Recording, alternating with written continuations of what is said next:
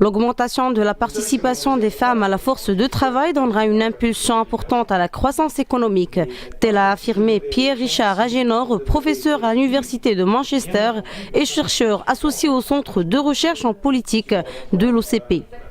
Le débat sur le rôle des femmes dans la croissance économique et dans l'économie en général est très important. C'est un débat international. Pour les institutions comme la Banque mondiale, les Nations unies et le Bureau international du travail, il y a toute une série de rapports qui ont été publiés au cours des dernières années qui ont cherché à montrer justement que le rôle des femmes dans la croissance économique est important. Et on observe effectivement une corrélation entre le niveau de revenus des pays et le degré d'égalité entre hommes et femmes. Alors, la question qui s'est posée, si vous voulez, pour nous, le contexte marocain en particulier, c'est qu'au cours des dernières années, le taux de participation des femmes à la force de travail a baissé de manière significative. Ce taux se situe à environ 25%. Alors, il faut noter au passage que le taux de participation des hommes a également baissé au cours des dernières années, ce qui suggère d'ailleurs donc des phénomènes sous-jacents communs, n'est-ce pas? Mais il y a d'autres aspects, si vous voulez, des inégalités entre hommes et femmes qui perdurent. Même si au cours des dernières années, il y a eu des progrès significatifs réalisés, notamment en matière d'accès à l'éducation et au niveau de la santé. Mais il y a deux domaines, celui donc la sphère économique, les opportunités économiques pour les femmes, et la sphère politique où la représentativité n'est pas encore ce qu'elle est. Alors je signale qu'en fait, le manque de représentativité des femmes dans les sphères économiques et politiques est un problème général. Ce n'est pas seulement ce qu'on observe au Maroc, c'est un problème commun. Et il y a donc, comme je le disais tout à l'heure, toute une série d'initiatives pour essayer d'éliminer ces inégalités. Alors, une approche, c'est de dire, eh bien, on va laisser les choses suivre leur cours. Effectivement, si on regarde l'évolution donc des inégalités, on constate que dans certains cas, elles ont tendance à se résorber dans le temps. Alors, la question, c'est de savoir, est-ce qu'il faut attendre qu'elle se résorbe d'elle-même, ou au contraire, est-ce qu'il ne faut pas poursuivre donc des politiques plus actives, si vous voulez? Et là, on a le choix entre deux types de politiques essentiellement. Des politiques coercitives, où on va imposer aux entreprises et au marché d'une manière générale un certain nombre de règles à suivre pour éliminer les différentiels de salaire qui restent encore significatifs. Selon l'estimation que vous trouverez dans le livre, le différentiel de salaire entre hommes et femmes est à peu près de 17% encore, ce qui est significatif bien évidemment. Ou alors faut-il adopter des mesures incitatives où on va essayer au contraire de ne rien imposer par la législation, mais plutôt d'encourager les acteurs économiques à prêter attention, une attention beaucoup plus grande à cette question et effectivement à changer les comportements. Alors, le livre lui-même, le point fondamental, si vous voulez, de départ, c'est que c'est une combinaison de choses. La première chose que fait ce livre, c'est d'abord un constat. Il y a dans les premiers chapitres du livre une revue détaillée de la situation. Quelles sont les caractéristiques, si vous voulez, des inégalités entre hommes et femmes?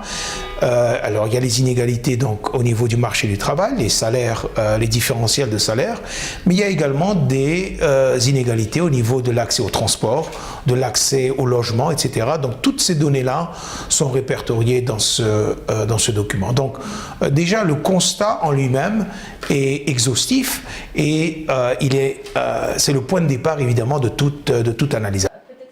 À l'occasion de la présentation d'une étude intitulée Égalité de genre, politique publique et croissance économique au Maroc, M. Agénor a souligné que le rôle des femmes dans la croissance économique est important, faisant savoir que selon plusieurs études réalisées récemment, il existe une corrélation positive entre le niveau de revenus par individu et la parité entre hommes et femmes, notamment dans le domaine économique. Alors, l'appareil statistique du Maroc est assez développé, donc ce qui nous a permis d'avoir déjà toute une série d'informations que beaucoup d'autres pays d'ailleurs n'ont pas sur la situation donc, des hommes et des femmes. Le Maroc est à bien des égards d'ailleurs un pionnier au niveau des statistiques budgétaires. n'est-ce pas? La budgétisation genre est un phénomène qui se répand maintenant un peu partout dans le monde et elle a été établie depuis de nombreuses années ici au Maroc.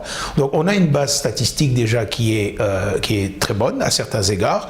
Il y a des chiffres qui manquent encore, bien entendu, mais les statistiques, elles ne s'inventent pas d'elles-mêmes.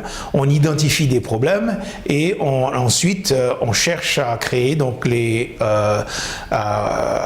moyens de collecte, si vous voulez, de ces nouvelles données. Alors justement, le livre permet là aussi d'identifier un certain nombre de lacunes dans l'appareil statistique et bien entendu, je pense que le travail va continuer au cours des prochaines années pour essayer de combler ces lacunes. Selon une enquête budgétaire menée entre 2005 et 2012, les femmes consacrent 7 fois plus de leur temps aux activités domestiques et seulement 10% de leur temps au travail contre 40% pour les hommes. Que nous avons, bien sûr, comme je l'ai dit tantôt, on a des informations plus détaillées au Maroc que dans bien d'autres pays sur ces questions, mais il y a encore des limitations. Mais je pense que vous aurez une analyse plus précise peut-être de certaines politiques. D'accord. Pour rester sur le plan plus général, je crois que ce que je disais au début de la présentation, c'est que ce qu'on a constaté pour l'ensemble des pays, c'est que souvent les progrès visant à réduire les inégalités entre hommes et femmes en matière d'éducation et santé sont assez rapides. En fait, si on constate, et de ce point de vue-là, le Maroc a fait des progrès indéniables. D'accord? Au cours des 15-20 dernières années, en matière d'éducation et en matière de santé. Il y a encore des problèmes de qualité d'éducation, bien entendu, dans le pays. Même au niveau de la santé, dans le milieu rural, il y a encore des questions qui se posent. L'accès à l'infrastructure, par exemple. On a des avancées considérables. Cette étude permet d'analyser l'impact des politiques publiques sur la croissance économique, notamment celles qui visent à réduire les inégalités salariales en encourageant les entreprises à rétribuer les hommes et les femmes d'une manière plus équitable. Et la situation du Maroc, encore une fois, est un peu celle que j'ai vue ailleurs, où, encore une fois, on a des progrès considérables en matière d'éducation et de santé. Et par contre, dans la sphère économique, et encore plus dans la sphère politique, il y a encore des progrès à réaliser. Mais le fait de dire qu'il y a des progrès à faire, c'est déjà une première étape. Déjà comprendre qu'on a réalisé un certain nombre d'avancées, mais que le travail n'est pas terminé, et identifier les problèmes, c'est déjà une première étape importante. Et en ce sens, je pense que ce livre va apporter énormément au débat. Auteur de plusieurs ouvrages en analyse économique, Pierre-Richard Agénor est un expert reconnu mondialement pour les questions relatives au genre, infrastructures, investissements et systèmes financiers.